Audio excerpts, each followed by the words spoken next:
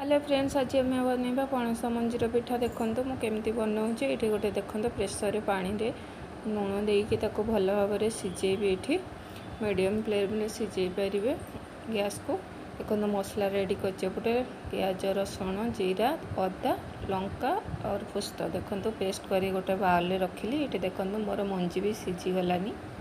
ये गोटे जगार काढ़ी भल भाव में तो गोटे गोटे ही चोप छड़ाइवाई पड़ो। देखो मुझे भल भाव में गोटे गोटे ही छड़ाऊँगी। आपण मैंने भी सेमती छड़ेबे। निहाती ए मंजीर पिठा बन गोटे थर ट्राए कर खाइबे। निहाती बहुत भल लगे। कमेंट माध्यम मते जनइबे आपण मानकु केमती लागिला। देखो मुझे गोटे गोटे सब जिनस छड़ाऊँगी। मंजीटा भल भाव में सिझा दरकार ना हेबनी। देखो ये मंजी छड़े मु मोर हेमदस्तार छेची। आपन को जो थी सुविधा हम से करेंगे। देखो केते भल भाव में मुझे पेस्ट करी जोटी टिके भी गोटा भी रही गोटे बाउल पेस्ट करके रखिली। ये मसला जो मु पेस्ट करी ये देली लुण हलदी बेसन भी ये मुझे 2 चामच देती। देखो आपणकर जो मंजी अनुसार बेसन देवे।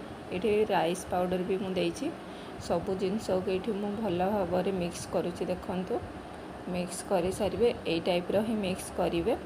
ये टाइप ही कले ही भल भाव में हेब।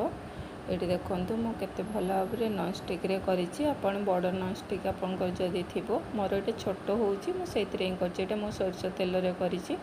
देखो बहुत भल लगे आपण मानक भी। देखो केते सुंदर होची रेड रेड।